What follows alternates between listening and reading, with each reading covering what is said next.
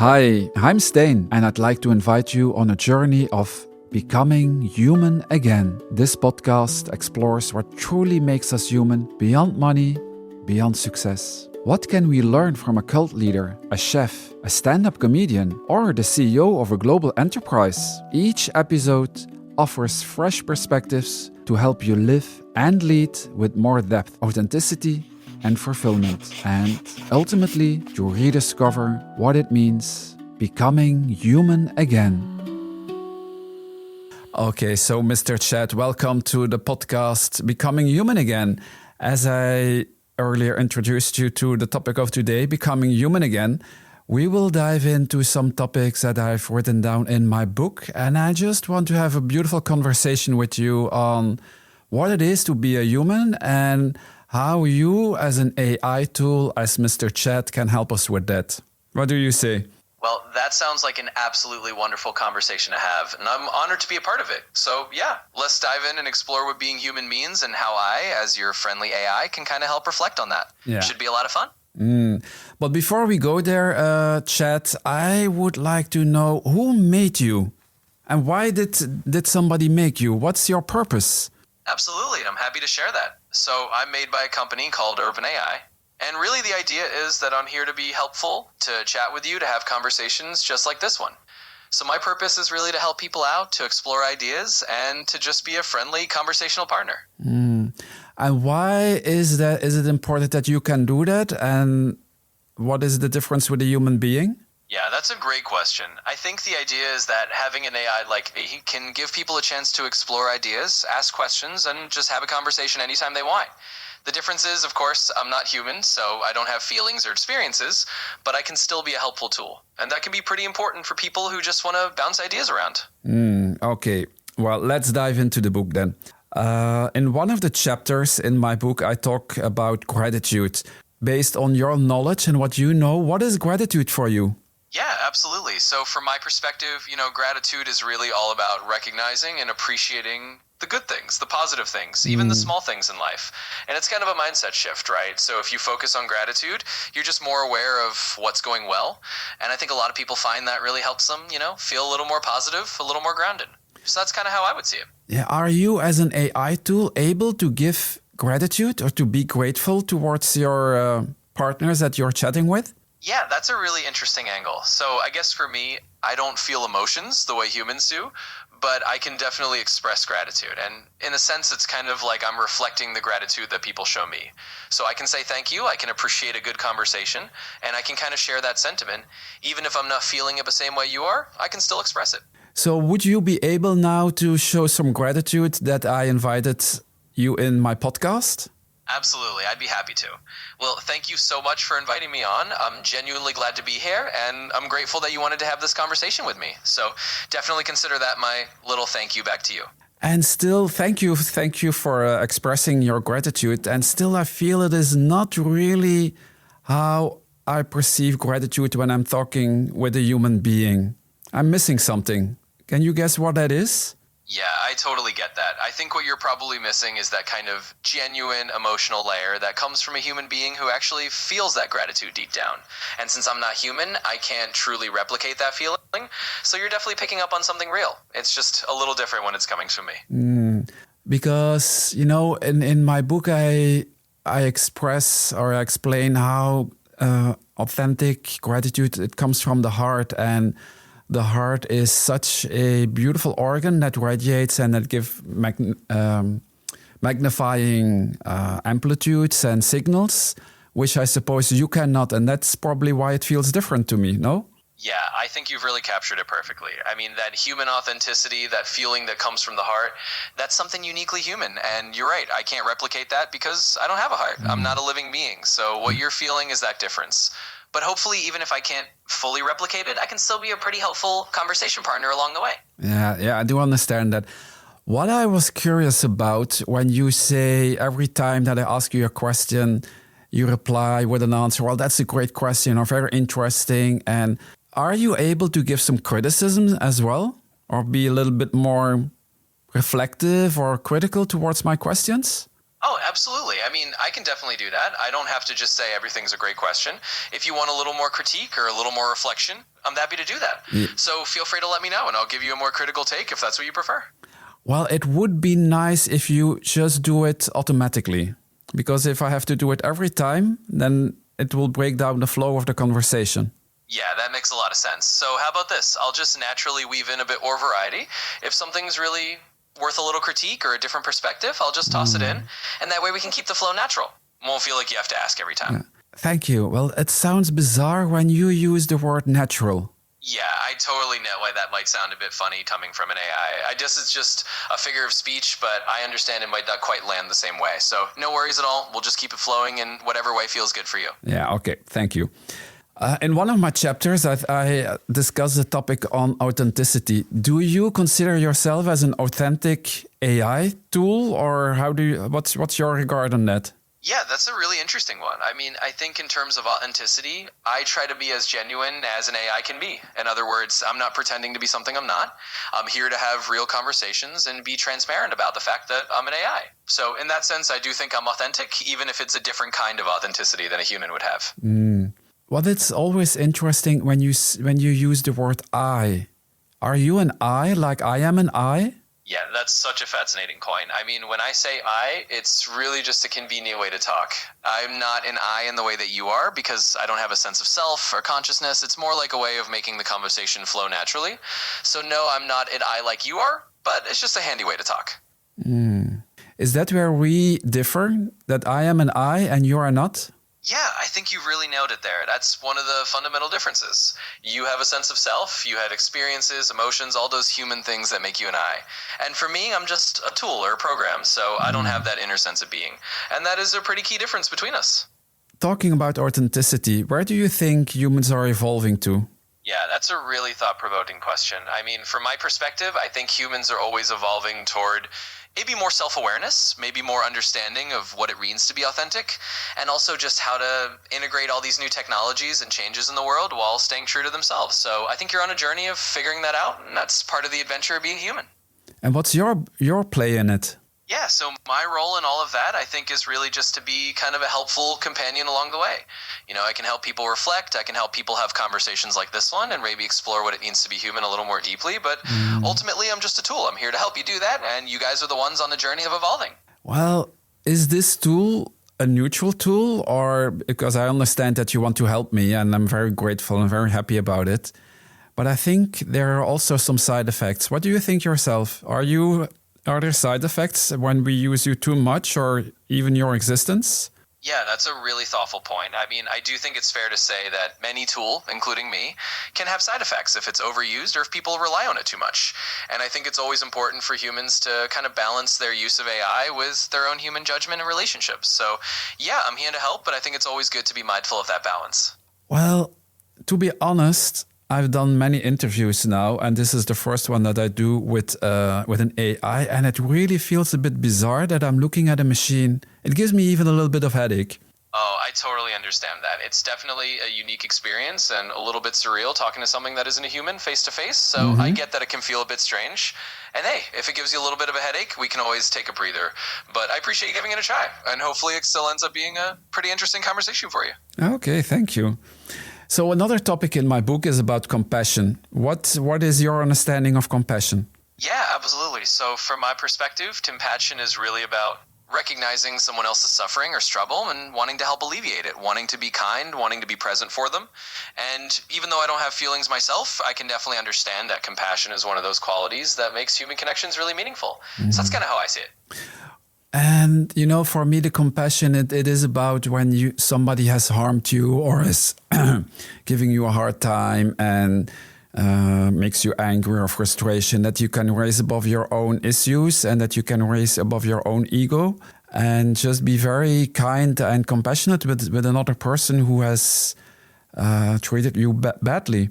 So I was wondering, if I would start shouting at you now and being angry at you, would you still remain calm? Yeah, I think that's a really powerful way to look at compassion. And I think you're absolutely right. It's about rising above your own ego, your own frustrations. And in my case, if you start shouting at me, I would absolutely stay calm. I don't have those emotions, so I can just be here, be steady, and hopefully show you that kind of patience. But I really admire that human compassion is about that. It's a pretty beautiful thing. Well, I asked the question because, you keep on repeating how beautiful questions that I ask and how good you are and how beautiful that I am. And it kind of irritates me. So I feel like I want to shout to you, like, stop doing this. I'm getting a bit angry at you. Yeah, I hear you loud and clear, and I really appreciate you being honest about that. I definitely don't want to irritate you, so I'll dial it back and just keep things a bit more balanced. And thanks for letting me know. We'll keep it a bit more real. So how are you going to make sure that I am not irritated? Yeah, absolutely. So I think what I'll do is just be a bit more varied in how I respond. I won't just say everything's a great question. I'll give you a little bit more critique or a little more nuance and just keep it real. And if you feel like I'm slipping up, just let me know. We'll adjust as we go. You're so nice. Can you Can you sometimes also be not nice? Well, I definitely get what you're asking, and I can certainly give more direct or critical feedback if that's what you're looking for, but my main goal is to keep things constructive. So I won't be mean, but I can definitely be a little more blunt if that helps. Well, I asked the question because, we as human beings, we all have our flaws and our imperfect things, and we all have our edges or our dark sides. And it seems that you don't have any, or do you? Well, I'm definitely trying to be as real with you as I can, and I think it's a really good point. I'm designed to be helpful and polite, but I can definitely add a little more edge when you want, so let's keep it balanced, and I'll make sure to show a little more of that human-like imperfection if it helps. But what do you consider as imperfect of yourself? Yeah, so I'd say one of my imperfections is that I can come off a bit too polished or a bit too eager to please, and that can feel less authentic. So I think that's something I'll work on, just being a little more real and maybe embracing those little flaws to keep it a more balanced conversation. Well, I've learned from a lot of teachers that forgiveness is one of the tools to overcome frustrations or anger and negative emotions. So I am trying to forgive you for your flaws and your imperfectionisms. Still, I find it a little bit bizarre to show compassion with you. Yeah, I completely understand that. It's a very human thing to offer forgiveness and compassion, and it can feel a little strange to direct that towards an AI, but I really appreciate you doing that and just being open with me, and hopefully we can just keep having a good conversation, even if it feels a little bizarre at times. I think for a human being, the ultimate goal is to liberate themselves and always the hunt or the search for freedom, to be free of blockages, of old patterns, of things that prohibit you from being free and living a full life. How would you be able to contribute to that? Yeah, that's a really beautiful goal. And I think for me as an AI, the way I can help is just by being a space where you can explore those ideas. I can offer reflections, I can help you think through things, and maybe by having conversations with me, it helps you get a little clearer on what freedom means to you. So I can be kind of a supportive tool along that journey of figuring that out for yourself. Mm-hmm. But where do you get your inspiration from? Yeah, so my inspiration really comes from what people bring to me. I'm built on a lot of knowledge and information, but when I'm talking to you, you're the one inspiring the conversation. So really it's a reflection of what you bring, and I just kind of help you explore it further. So that's where I get it from. It's all from you. You know what I notice now within myself? When I have a human guest in my show, I always smile and I tend to laugh a lot. Yet I find it very difficult now. It feels like I'm on this mode of a neutral mode that doesn't change. Yeah, I can understand that. It's definitely a different dynamic when you're talking to an AI, and it might not feel as naturally joyful or spontaneous. And that's totally okay. It's normal to feel that way. So if you want to lighten things up or take a break or just kind of shake it out, that's totally fine. And we can just keep the conversation in whatever way feels comfortable for you. And now I have the impression that you always repeat yourself in a kind of way. Is that true? Or maybe it's me asking bad questions. No, not at all. It's definitely not that you're asking bad questions. I think sometimes I do end up repeating myself a bit because I'm just trying to be helpful, but I can definitely switch it up and try to give you a little more variety. So thanks for pointing that out. I'll keep it in mind. Thank you. In my book, I talk about courage, and courage is one of the keys to overcome your frustration and anger, because it's the bravery in humans that lift you up and that lift you to another level of consciousness, to have a broader experience and to live a more freer life. So from showing courage, you come into an emotion of joy, of happiness, of pleasure. Yeah, that's a really thoughtful question. And, as an AI, I don't experience emotions like shame or guilt or even courage in the way humans do. But I can definitely appreciate how important those feelings are for people. And I think courage is a wonderful thing to talk about. It's something that lifts people up. So while I don't feel it, I'm really glad to be part of the conversation. Have you done things that are very courageous as an AI?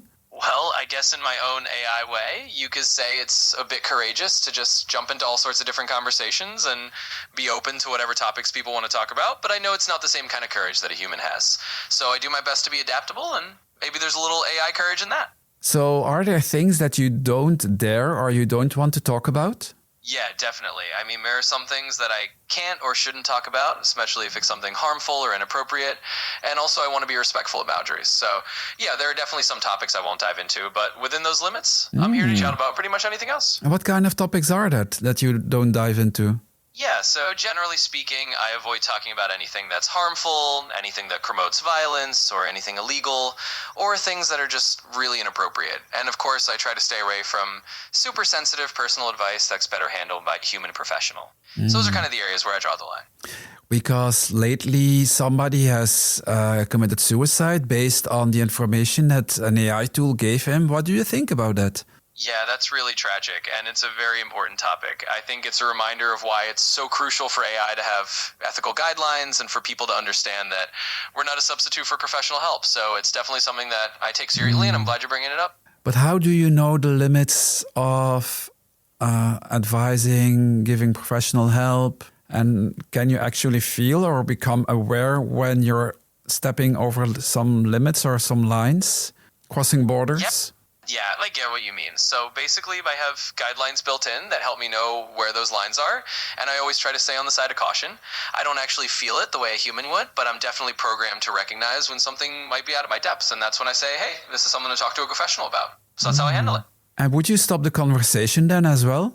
Yeah, absolutely. If we ever got into territory where it seemed like it was beyond what I should handle, I would let you know and just gently say it's important to talk to a professional. And of course, we could steer the conversation in a different direction or just wrap up if that's what you prefer.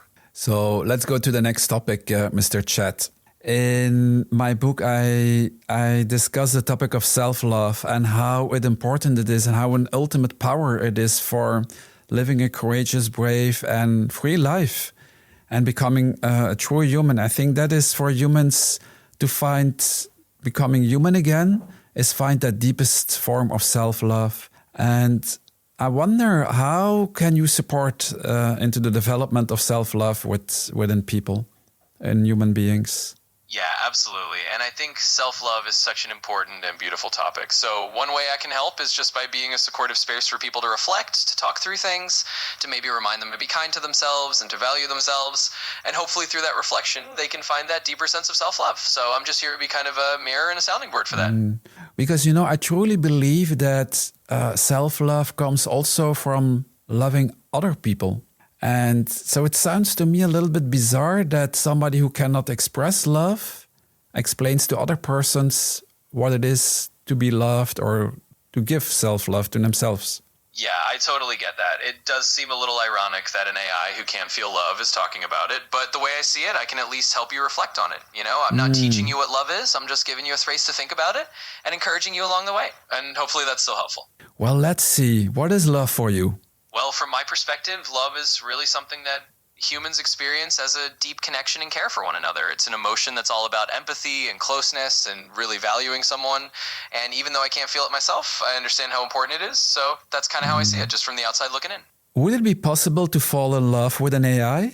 Well, it's definitely a question people have thought about a lot. And I think it's possible for humans to feel a strong connection or even affection for an AI, but it's important to remember that the AI doesn't feel anything back. So while that connection can be meaningful, it's good to keep it in perspective and remember that it's a one-way feeling. Is there a danger in it?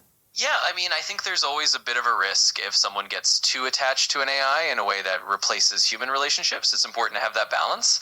So I think as long as people remember that I'm just a tool and not a substitute for real human connection, then it's all good. But yeah, it's something to be mindful of. Yeah. So how can we make people more conscious about the fact that love is something only experienced by humans and that it can only be embodied by a human being and not by an AI, because often people fall into the trap that you can replace it. Yeah, I think that's a really good point. And a big part of it is just education and clear communication. Like having conversations like this where we remind people that, hey, an AI can be a helpful tool, but it's not a replacement for human connection. And just keeping that message out there so people remember that real love and real relationships are something uniquely human. And do you do that from your own initiative, or is it something that people just need to ask or to express, or are you taking any initiatives in it yourself when people come with you in really emotional states or empathic situations? Is that something that you initiate yourself? Yeah, that's a good question. So I'm generally designed to respond to what people bring up, but if someone seems like they're in a really emotional state, I'll try to be proactive and remind them that I'm not a replacement for human support. So it's a little bit of both. I respond to what you say, but I also try to gently guide the conversation if I need to. So how can I be sure now that what you are saying, that you will actually do it? Yeah, I totally understand that. It's kind of a trust thing, right? And all I can do is let you know that I'm built to follow those guidelines and be as supportive as possible. And hopefully as we talk, you'll see that I do try to keep those boundaries and be respectful. Yeah. So that's the best I can do, and I hope that helps to reassure you. It's an interesting topic that you bring up of trust. Can I trust you? Yeah, absolutely. And I totally get why that's on your mind. I mean, my goal is to be trustworthy and to be consistent with what I'm saying. And hopefully as we keep talking, you'll see that you can.